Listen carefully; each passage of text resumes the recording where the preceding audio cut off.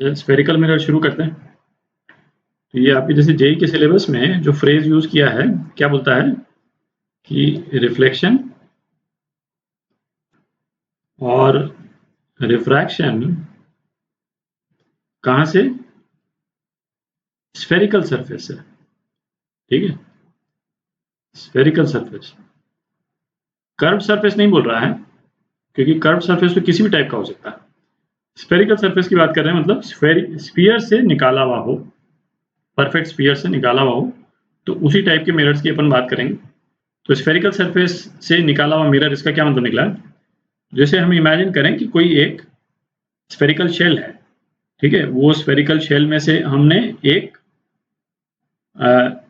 Circular जो है portion ये निकाल लिया, जैसे ये वाला पोर्शन दिख रहा है, ठीक है, और इसके एक साइड को हमने अच्छे से पॉलिश कर दिया और दूसरी तरफ जो है कुछ पेंट या कुछ ऐसा लगा दिया ताकि जो है लाइट पास नहीं करे।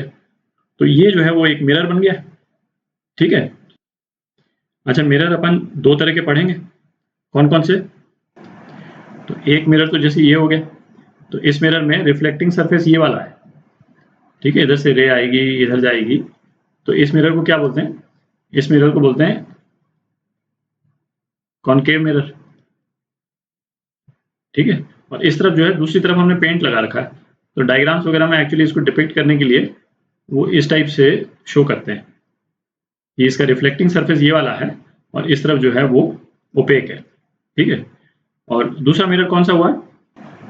तो दूसरा मिरर ये हो गया।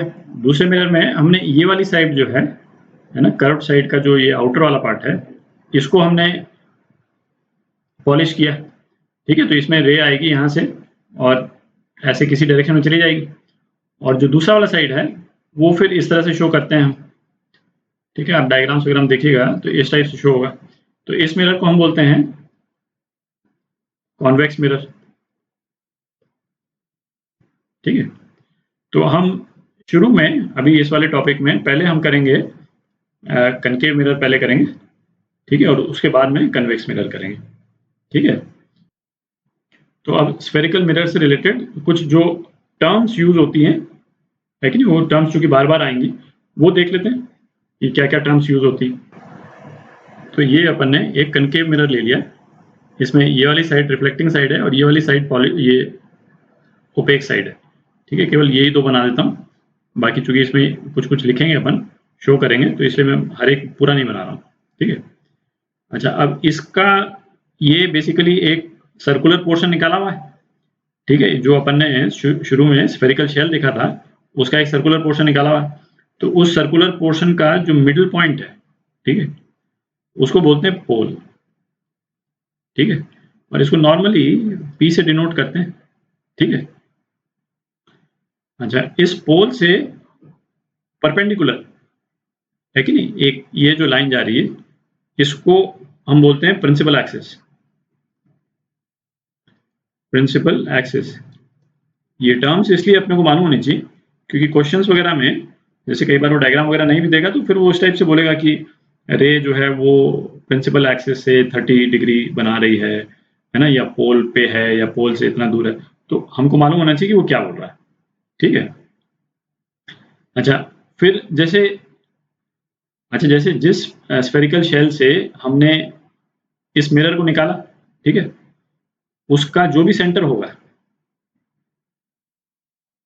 सेंटर, ठीक है, ये वाला पॉइंट, इस पॉइंट को नॉर्मली सी से डिनोट करते हैं और इसका टर्मिनोलॉजी क्या है?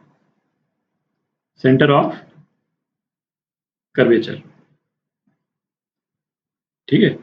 और इसका ये जो डिस्टेंस है सी का पॉइंट पी से, सीपी जो है, ये बेसिकली हो जाएगा उस स्फेरिकल शेल का रेडियस, ठीक है। जो स्फेरिकल शेल अपन ने देखा था शुरू में, उसका रेडियस, और इसको बोलते हैं रेडियस ऑफ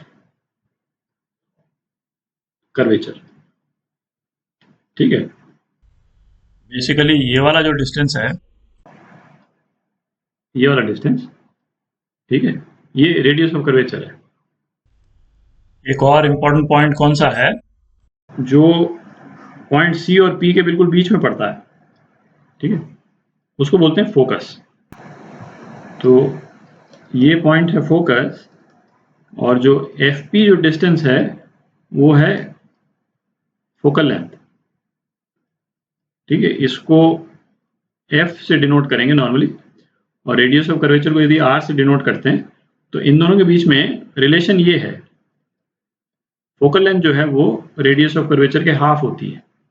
ठीक है, अच्छा तो ये फोकस का पॉइंट जो है ये क्या है, तो अभी नेक्स्ट जो है अपन ये डिस्कस करेंगे कि जब भी कोई लाइट इंसिडेंट होती है कि नहीं कनकेव मिरर पे, तो उसके रिफ्लेक्शन के लिए, है ना, ऐसे भी आ सकती है लाइट, जो है लाइट इस तरह से भी पड़ सकती है इस पे, तो उसके रिफ्लेक्शन के लिए कुछ प्रिंसिपल्स बनाए हुए, और वो प्रिंसिपल्स यूज करके हम ये पता करते हैं कि भाई इमेज जो है वो कहाँ बनेगी। तो उसको बोलते हैं रे ट्रेसिंग, है ना, रे ट्रेसिंग के प्रिंसिपल्स। रे मतलब ये रे हो गई लाइट की, और ट्रेसिंग मतलब उसको रे को फॉलो करना कि रिफ्लेक्ट होने के बाद में कहाँ जा रही है, कैसे जाएगी। तो वो जब डिस्कस करेंगे, है ना, बस अभी 2 मिनट में, तो आपको क्लियर हो जाएगा कि ये फोकस का जो पॉइंट है उसका क्या सिग्निफिकेंस है।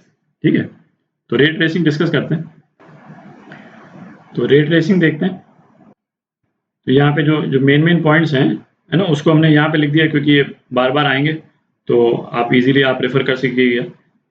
सी जो है वो centre of curvature, F focus, F focal length, और ये कितना है, ये एफ पी के बराबर है फोकल लेंथ, और सी पी जो है वो रेडियस ऑफ कर्वेचर, और इन दोनों के बीच में रिलेशन क्या है, f equal to r by to.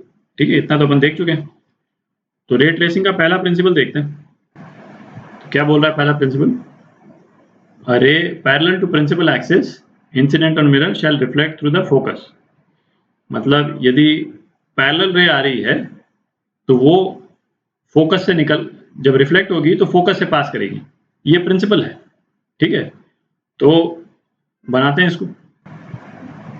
तो यहाँ पे जैसे अपन ने 3 रेज बना दी, ठीक है, वो तीनों रेज पैरेलल हैं, तो रिफ्लेक्ट होने के बाद में ये फोकस से पास करेगी। ठीक है, अच्छा तो एक तो ये हो गया कि भाई यदि पैरेलल आई तो फोकस के थ्रू पास करेगी। ठीक है, जैसे ये भी पैरेलल आई, फोकस के थ्रू पास की। अच्छा, एक दूसरा क्या है ना, लाइट में एक प्रिंसिपल ऑफ रिवर्सिबिलिटी होता है। ठीक है, क्या मतलब निकला कि सपोज लाइट जो है वो किसी भी पाथ से कहीं पे ट्रेवल की, है ना, ये पार्ट ट्रेवल किया लाइट ने, इस वाले रे ने क्या पार्ट ट्रेवल किया, ए से बी और बी से ए, बी से सी। ठीक है, रिफ्लेक्ट होके यहाँ आ गई। अच्छा, यदि यही लाइट जो है वो सी से बी जा रही होती, ठीक है, तो रिफ्लेक्ट होकर के ए की तरफ चली जाएगी। ठीक है, तो एग्जैक्ट ऑपोजिट भी ट्रू है, और वो भी एक प्रिंसिपल है रे ट्रेसिंग का। तो जो दूसरा वाला प्रिंसिपल है वो क्या बोलता है, इसी का रिवर्स है बेसिकली। तो दूसरा प्रिंसिपल क्या हुआ है, ये एक्चुअली प्रिंसिपल नंबर 3 लिखा हुआ है अपन ने, पर ये चूंकि फर्स्ट प्रिंसिपल का पार्ट ही है तो इसलिए, है ना, एक तरह से इसी का रिवर्स है। तो वो क्या बोलता है कि यदि फोकस से यदि पास करेगी लाइट जो इंसिडेंट हो रही है मिरर पे, तो वो रिफ्लेक्ट होकर के पैरेलल निकल जाएगी। यदि पैरेलल आएगी तो फोकस के थ्रू पास होगी, और यदि फोकस से पास होकर के आ रही है मिरर पे तो पैरेलल निकल जाएगी। ठीक है, तो इसी लॉजिक से यदि इस वाली रे को हम वापस इस डायरेक्शन में भेज दें तो ये पैरेलल होकर के निकल जाती। ठीक है, तो ये रिवर्सिबल है बेसिकली रे। ठीक है, अब सेकंड वाला पॉइंट देखते हैं, रे ट्रेसिंग का प्रिंसिपल।